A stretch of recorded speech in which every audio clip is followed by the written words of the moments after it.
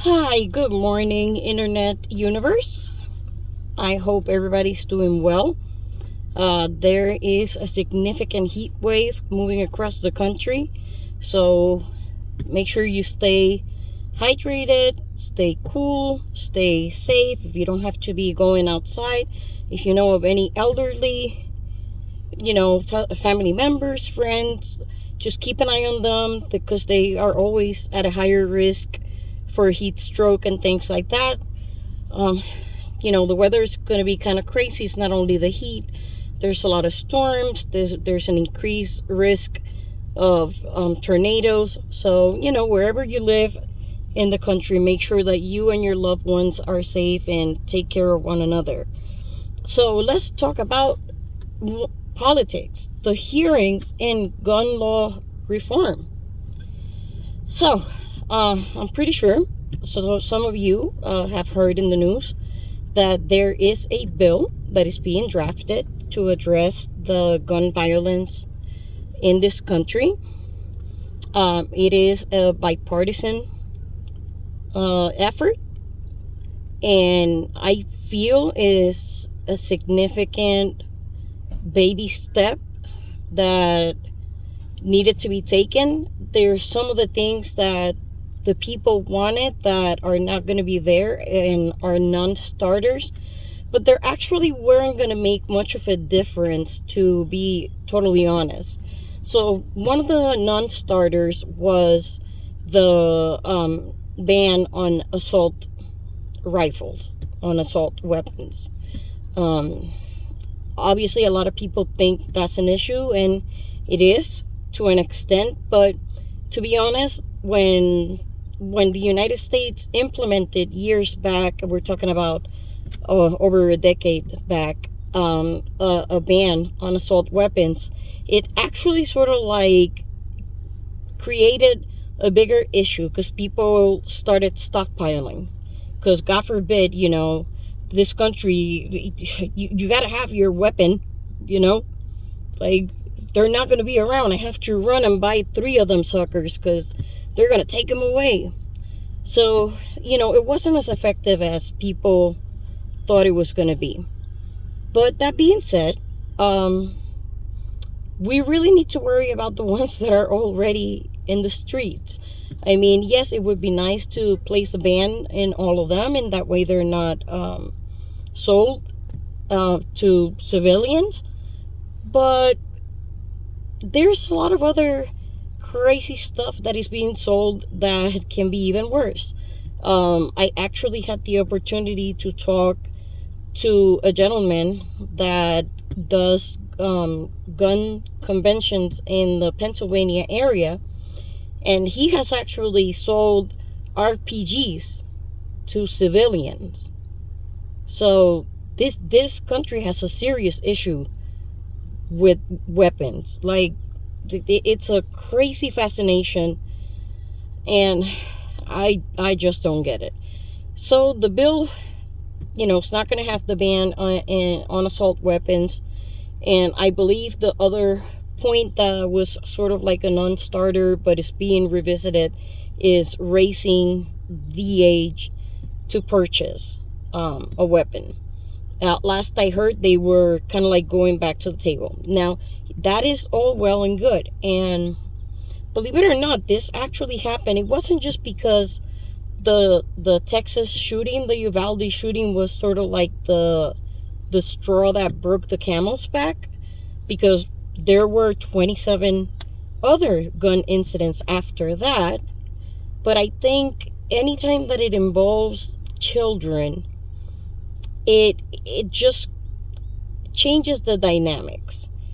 But the reason this bill, a huge part of why this bill is actually moving, is because of the activist children from elementary schools like Sandy Hook, survivors from Sandy Hook, survivors from Parkland, that made it a point to work for change. and make sure that no other kid has to go through this. And it's not only the incidents when they happen, it's having the drills. School districts are getting so realistic in some of these drills that they will have like fake blood and, like fire department, EMS, cops. It gets really chaotic. So it's traumatic on its own, even if it's not happening in your area or in your school. So the bill is going to include a lot of the other things that should help. There is going to be an expansion on school security. There is going to be an expansion on mental health services and identifying and responding to crisis. They are going to be looking at high capacity magazines and red flag laws, like separating violent criminals from weapons, separating people that commit domestic violence from their weapons. And that's all good and well. But the problem is this is being drafted and talked about and debated in June, which means that it could drag until the verbiage that they want comes together and all of that. And we all know the midterms are around the corner, and we do know that Congress and our senators actually pause, I believe, in August.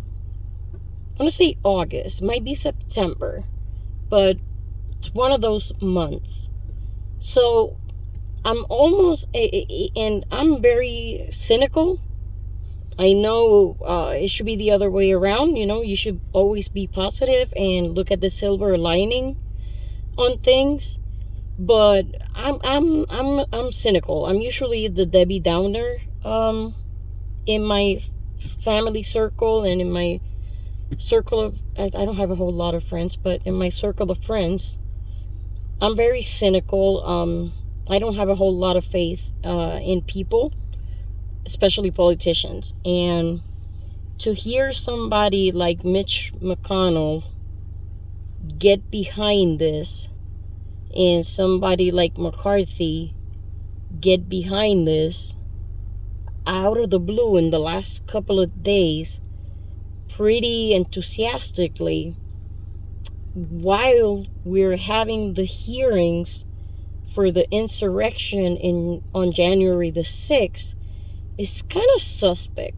It's kind of suspicious to me, because this is something that they can be manipulating to show good faith effort and just drag the negotiations and drag the debate and drag it until they go on recess. And next thing you know, the midterms are here.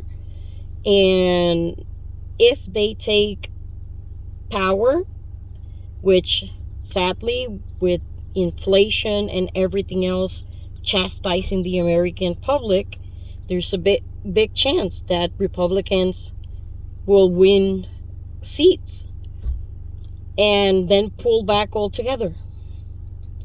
So although I feel very proud of these younger generations, because regardless of everything they've had around them, it seems like these millennials and this Gen Z children they're very empathetic. Most of them, not all of them obviously, but they are all about questioning the establishment. They're about posing the difficult debates. They don't take no for an answer. They believe in inclusivity. They believe in showing empathy. Most of them, there's a lot of them that, you have nature versus nurture. So there's always going to be pockets of children that come from communities that are very, I don't know if segregated is the correct word, but, they're very sheltered and very much in their own bubble. and they are being indoctrinated, and that's always gonna exist. And parenting is not what it used to be, so nurture has a lot to do with that. So that's why we need to defend our public schools and libraries and things like that, because this younger generation seems to have a hunger for change and for activism and for not just hoping and praying, and everything is going to be better. These kids are very much boots on the ground type of people, and I think that is amazing. It's just sad because a lot of them can really affect change not soon enough, because a lot of them are new voters, and a lot of them can really get involved into politics. A lot of them can't vote just yet. They have a great grasp of what's going around them, but they can't vote. So I'm rooting for them. I'm rooting that this bill gets drafted and written quickly and moved quickly and get to the president's desk, and hopefully we can put a win in the 2022 column, because so far, I mean, we know 2020 was what it was. 2021 was like, bro, hold my beer. And 2022, it started with a vengeance as well. So maybe we can put something in the winning column, and it would be good. It would be good if that bill passes quickly. Honestly, me personally, I would love if our government would implement the ban on assault weapons. I would love if they would devise a program, a buyback program, so people that have these weapons and are thinking of selling them on secondhand market and things would say, nah, let me do the buyback, and but that's not going to happen. This is the United States, and people love their Second Amendment, and that's just not going to happen. And when it comes to mental health, I think the biggest mental health issue that we have as a country, people want to look for something so sinister and this like hand behind the curtain and something super nefarious, and it's very simple. We have no empathy. There is a serious lack of empathy. People are desensitized to the pain of others.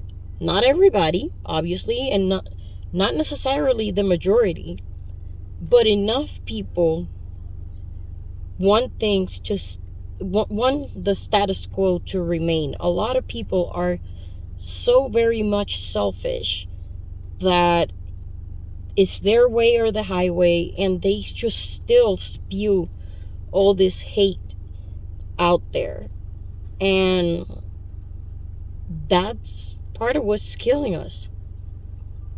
When people find themselves like that, being othered and being pushed aside and being judged and being marginalized and not having access, the same type of access, the same opportunities, it creates crisis. It's like when you corner an animal, any animal, including human beings, because at the end, that's what we are. We're animals.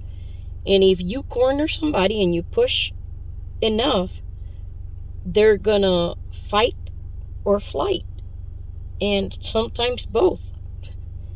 And I think that's one of the biggest mental health issues we are having nowadays, is there's a severe lack of trust, a severe lack of empathy, and